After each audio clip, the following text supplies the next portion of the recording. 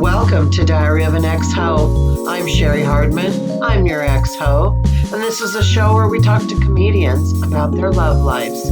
Today's guest is Monica Nevi, so sit back, enjoy the episode, and remember the old saying, always a bridesmaid when you're a hoe. I'm Monica Nevi. I'm from Tacoma, Washington. I am a gay person and I am married. And I know she, her. Here we go. Got them all. Yeah. Nice. Well, it's good to see you. I don't run across you that often, so Yeah. good to be able to talk to you. It's going to be a weird conversation that we've never had before, but That's fair. Yeah. we're going to start off with a marry, shag, kill. Okay. All right. Start And off so strong. I'm going to go get it. And no, I'm going to first share my screen because I'm a dummy. So let's hit that button instead.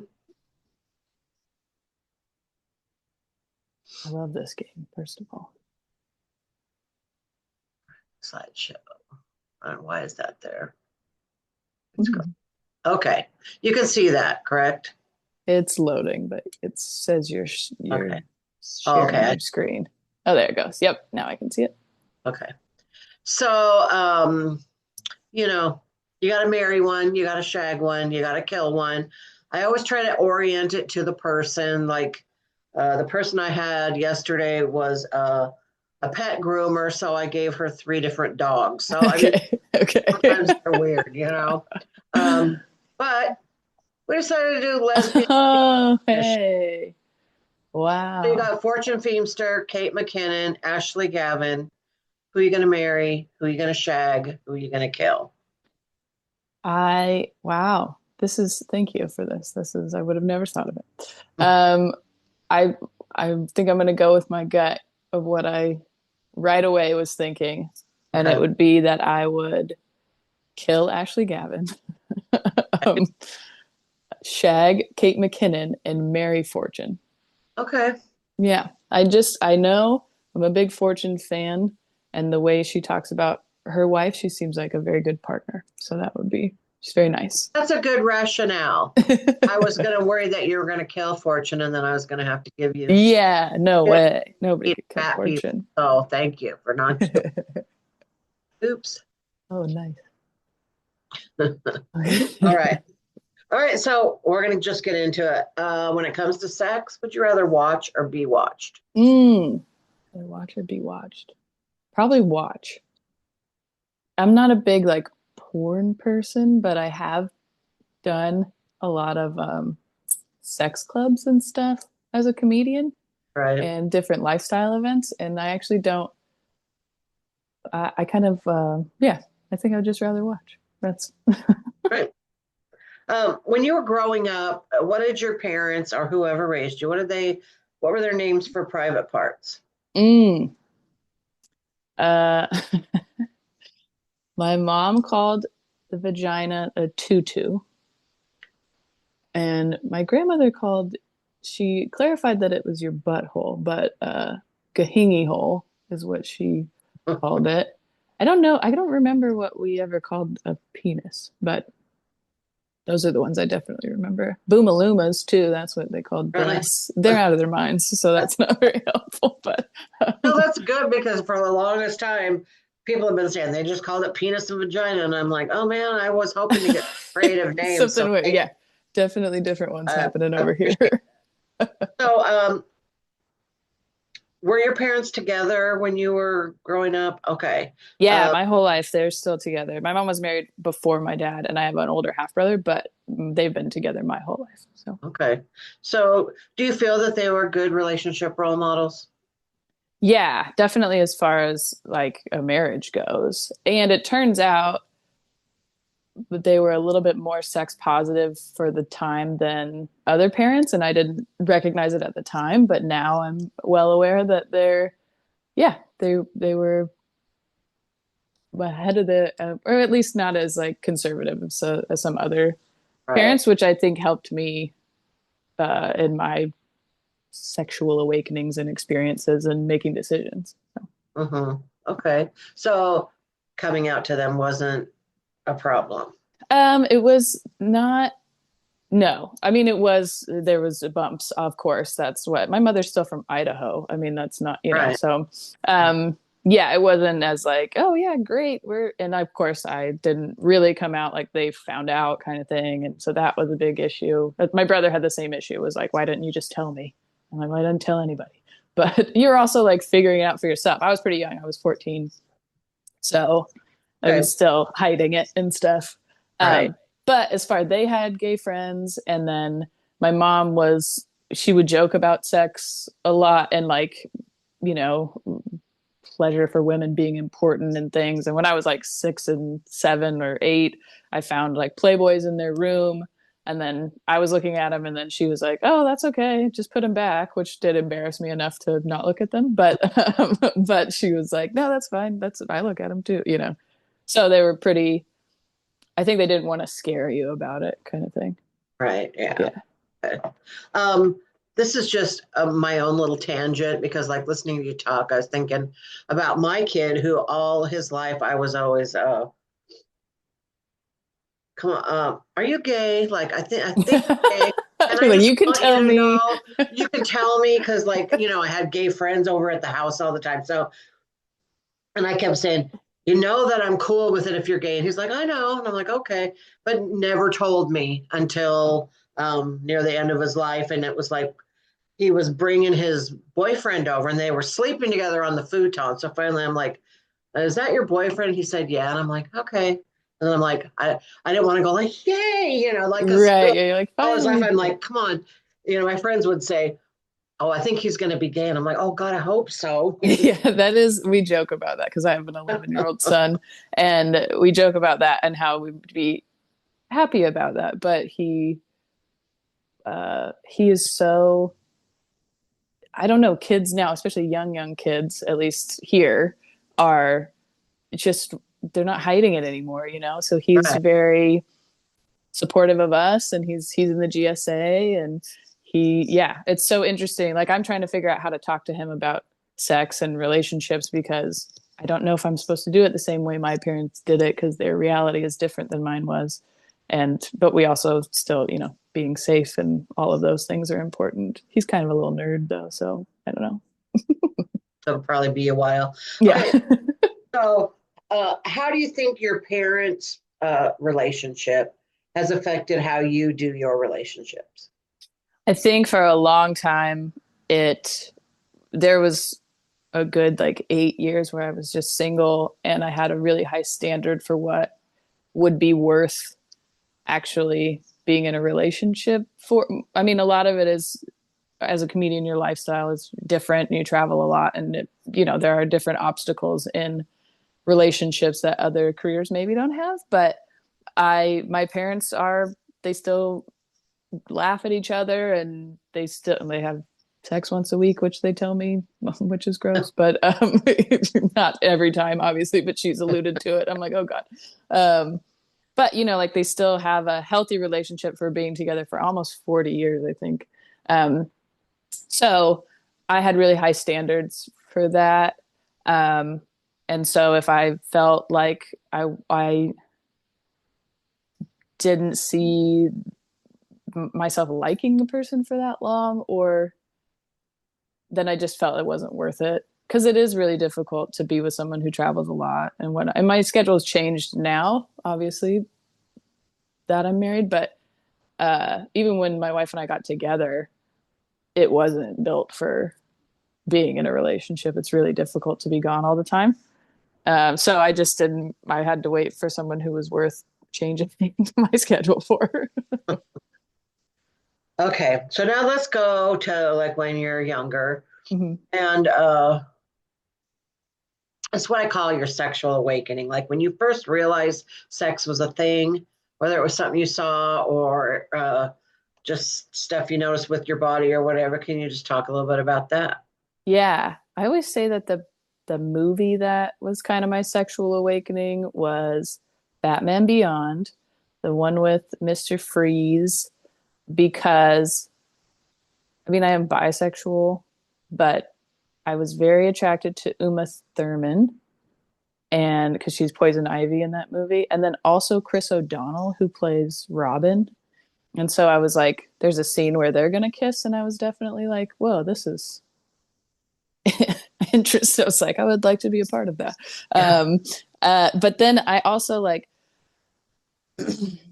now as an adult, I like it's hard to talk about my wife without making her sound bad because she's absolutely wonderful, but I like a villain. Like I like a woman who's not kind of mean, but like stands up for herself, and I almost think that that comes from Poison Ivy being the first like sexual awakening I had was like, oh, it's a villain. I have this thing where I want her like I like that Erin's very strong and like stands up for me and us, but I like that she's soft to me. So I think the villain, like I wanted Poison Ivy to not kill me. Right.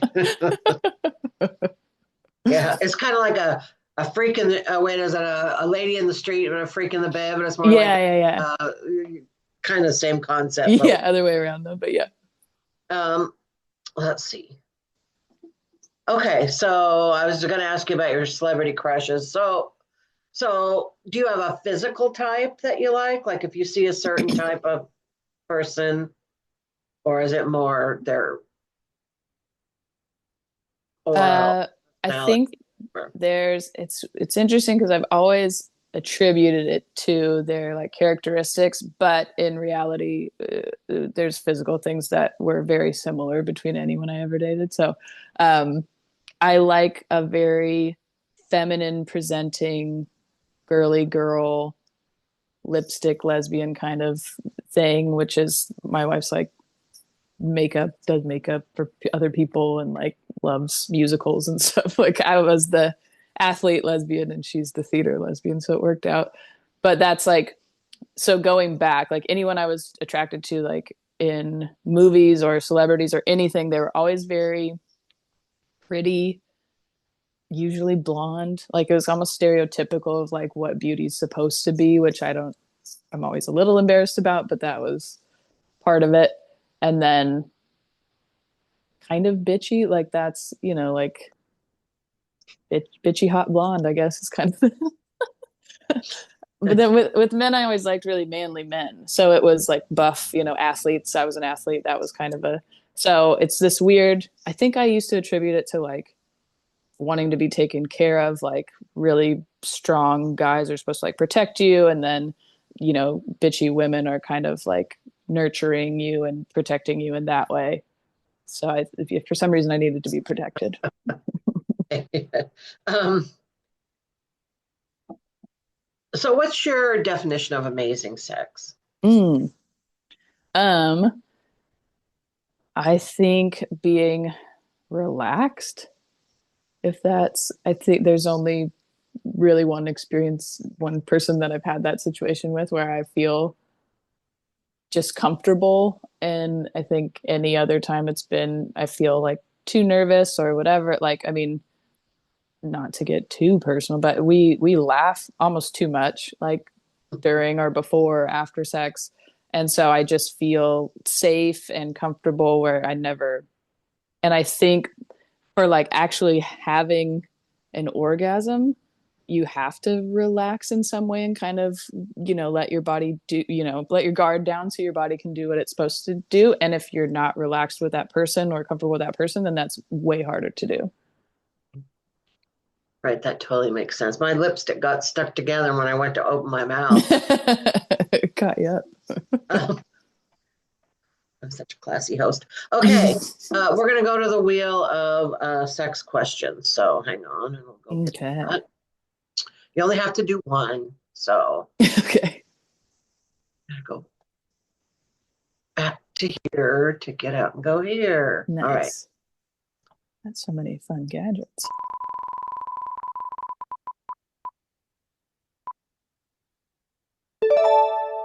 Oh, Have you ever heard your parents having sex? yes. Oh, it was, yeah. When I was a kid, it was traumatizing It to really is gross, isn't it? hear. Yeah, and then I walked in on them. I was really young, and I really vividly remember this. I walked in on them. I'm gonna like getting started in the back room. They weren't in their room, but I had, was supposed to be asleep and kind of ran away. And then they came in later to like explain, it's what people do when they love each other. It's not, but sex, especially heterosexual sex, is so gross. Like it's so violent. And so, as you as a kid, you're like, this doesn't seem Yeah. loving and whatever people Right. say it is, it seems scary. So yeah, but they were my whole life, which now as an adult, I'm like, good for them.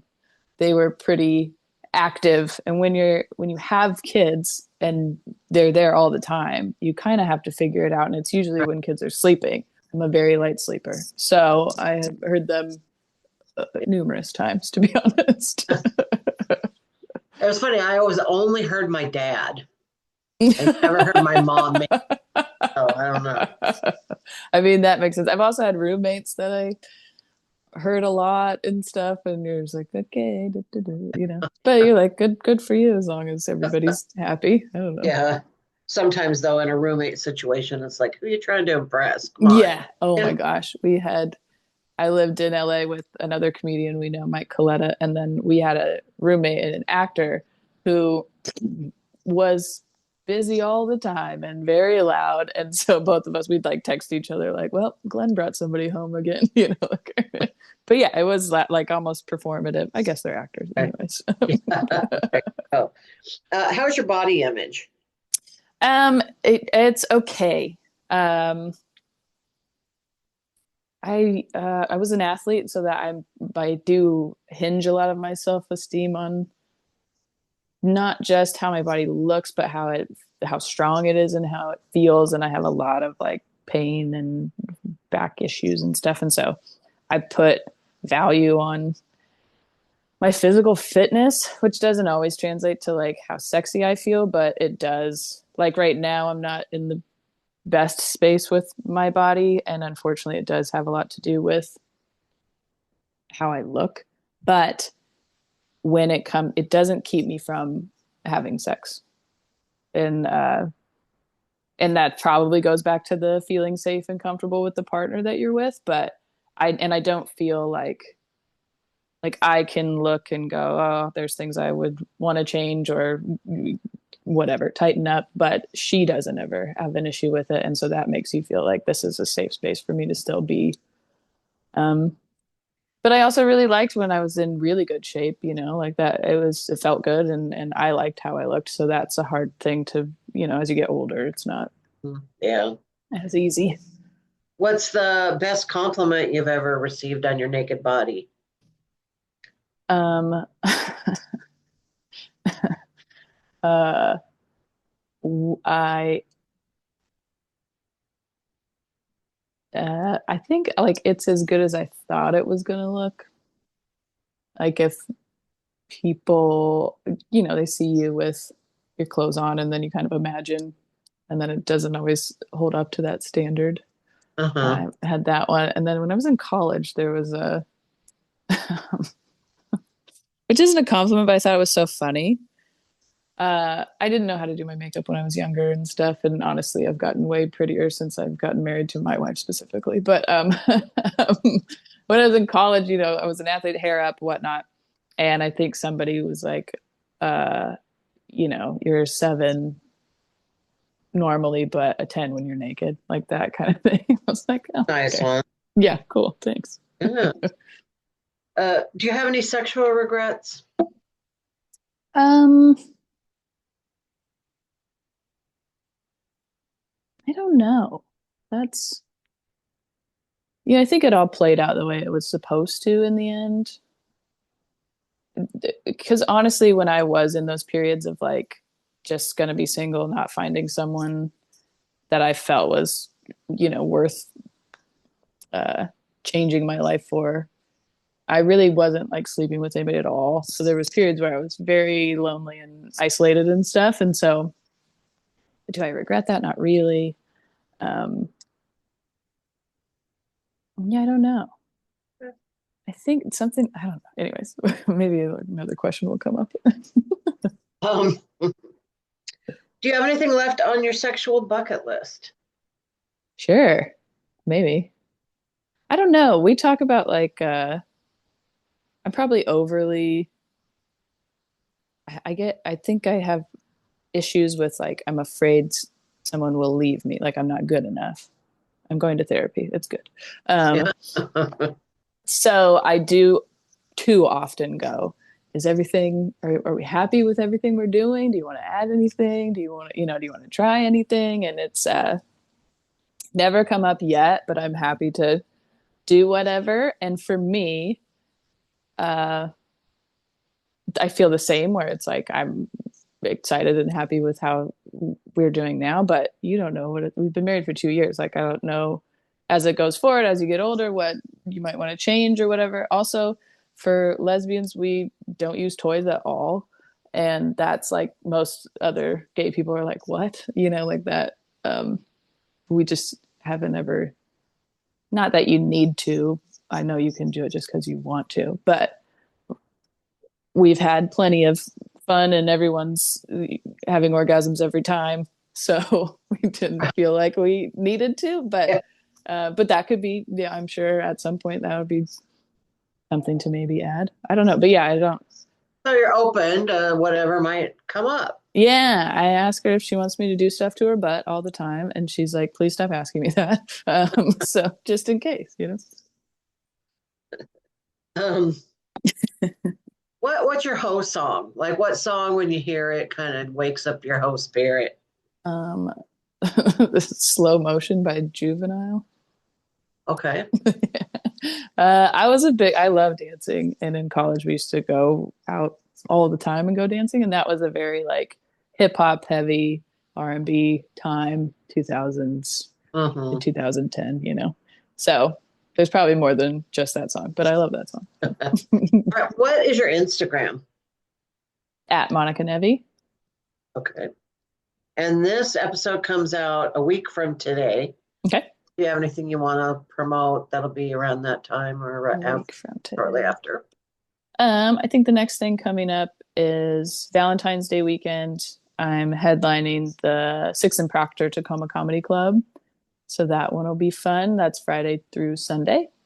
I have specials that are on YouTube, Big Stepdad Energy, and one called Jokes for the Holidays, which is all Christmas jokes, if you want to keep the spirit alive. And then I also started a nonprofit this year called Gates Open Washington, where we're giving grants to artists and comedians who will make stuff here in Washington. So if you want to support or you want to apply for a grant, our next round is the spring grants, and they will open on February 1st. So you can apply, and they'll be given out in May. But yeah, you can check it out. Well, I know I almost I actually started filling out the thing and then it got to the plan like where I had to have like a plan or something like that. And I was like, oh, that's too much. Like Yeah, I'm it is. out. Well, and it's good to plan ahead. And these ones right now we're asking them to be done within a year. So that's totally, I think, because we're doing them every 6 months ish. Uh-huh. If this first round didn't work for you, I think the And yeah. spring one is great. So Yeah, well, because I talked to another comedian and they said that they were banking that the other comedians were like me, like plan, forget it. yeah, don't do that. And that Yeah. helped them. I So will say, because I don't make the selections, but I can see all the applications, and all of the comedy ones, almost all of them came in the last like 2 days before the deadline. all I right. know how we roll. It's all good. Okay, so now we're at the time, and I didn't properly prepare you for this, but Oh, now is the time where you're just going to tell me a story that involves sex in some way, whether it's something fun, embarrassing, sweet, I don't care, but you have the floor, and I'm just going to listen. okay. Um, okay. It's kind of two stories, but in the very beginning, so because I'm attracted to more feminine women, I never wanted to put myself out there and like make a straight woman feel uncomfortable. I needed them to come to me. And so when my wife and I first started talking, it was through, she was actually a server at a comedy club, which I do have to clarify that I never like hit on the wait staff before this. So I only ever dated one, and then we got married. So I'm not like creeping on the wait staff. Um, but her best friend also worked there and was my college agent, and so she was like, "I think you guys like each other." But I was like, "She's straight, like I don't want to be weird. She has to come and tell me." And so they were like, "Oh, we're going to Hank's, which is a bar here in Tacoma." And they were like, "Come with us." I was like, "Okay." And so we go, and I get there, and they just bring me shots of tequila and set them down. And Erin looks at me and she goes, "You're staying in my apartment tonight." And I was like, "Okay." And so we take the shots, whatever. And we're in the car going to her apartment. And our other friend is with us who had just come out as bisexual. And so she was talking to me about that. And Erin whips her head around. And she goes, "Wait, you're both gay?" And we were like, "Yeah." And then so that I was like, okay, I'm reading this wrong. She's obviously straight. Like she didn't go like, "Oh, me too," or anything, whatever. So that night we start watching Thumbelina, the movie, the cartoon film, Charles the Frog. It's great. And she's sitting like right next to me. And then like puts blanket on us and is like holding my hand. And I'm like, okay, this is just a drunk straight girl, like they do that sometimes. They like want to make out at parties or something. And I don't like to be involved in that because that's not, Right. I feel weird about it. So I'm just like staring straight forward and like trying not to be weird. And she's like looking at me like sideways and stuff and really close. And so we're like talking and I'm like trying, and I like just had the feeling like I think she wants to kiss me, but I don't want to be weird. So Right. then at the end of the night, because I really do finish just like staring straight forward. I'm like, I don't know what to do. And I did like her. That was the other part. Maybe if I didn't respect her enough and like her, I'd be like, sure, I'll make out with you. And then that'll be that. At the end of the night, she was like, "Okay, you can sleep on the couch or in the other room, or you sleep in my bed or whatever you want." And I knew at the time, like I could hook up with her if I wanted to, but that would probably be that. Like that wouldn't. So I ended up sleeping in another like twin bed with my feet in the other friend's face, like just like I'm not doing it, I'm not making anybody feel weird. So then like a week later we're messaging and Erin is like, "Are we flirting?" And I was like, "I thought we were, but I couldn't really tell." And she goes, "I'm flirting with you." And she goes, "I want to go on a date." And I was like, "Okay, yes." And I was like, "I thought we were, which was good. Like if she didn't do that, I probably would have just always been awkward around it. But then she just straight up goes, "Can we do it?" And I was like, "Do what?" And she's like, "Sex. I would like to." And I was like, "Whoa, okay." Like that was through the message. I was like, "Oh, all right, well, okay." So then our first date, I was like, should I bring clothes to sleep in? Is that too presumptive? And she was like, I already bought you a toothbrush. And I was like, okay, I was way off thinking she wasn't a lesbian. She's already U-hauling me here. What is going on? So yeah, but then I don't know if or maybe any of your listeners have been with someone who is just now figuring out how to be comfortable in the bedroom or how so she had never really been with a woman before. And then I think it was very, eye-opening and good. So it was like a lot in the beginning, which I know everyone has more sex in the beginning of their relationship. But yeah, to the point where like we would be hanging out with our friends and like try to find a bathroom or a bedroom or something, and we got walked in on once. And, and her friend Anne was like, "All right, why are you horny all the time? Like, why is this happening?" We're like, "I'm sorry, we like each other. I don't know." But Oh, the good old beginning days, huh? yeah. All right. Well, that was a very sweet story. I appreciate that. Thank you. And we are at the end. We're done. So, Perfect. yeah. Well, thank you very much for coming on. I really appreciate it. Yeah, thank you for having me. Well, I'm excited I got to do it eventually. all right. All right. Well, I'll talk to you soon, I hope. Yeah, let me know when you post it and what I can reshare and different things like that. All right. Okay. All right. Bye. Bye, Sherry.